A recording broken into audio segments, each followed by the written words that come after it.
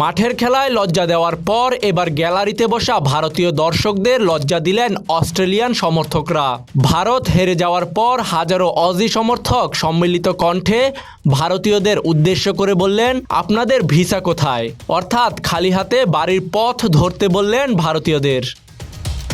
Viral হওয়া একটি ভিডিওতে দেখা যায় গ্যালারিতে থাকা কিছু ভারতীয় সমর্থককে ঘিরে ধরে দোধ্বনি দিচ্ছে অজি সমর্থকরা। নানা আলোচিত সমালোচিত ঘটনার পর দীর্ঘ 10 বছরের অবসানে এই সিরিজ জেতার পর উল্লাসটা একটু বুনুভাবেই করল অস্ট্রেলিয়ানরা।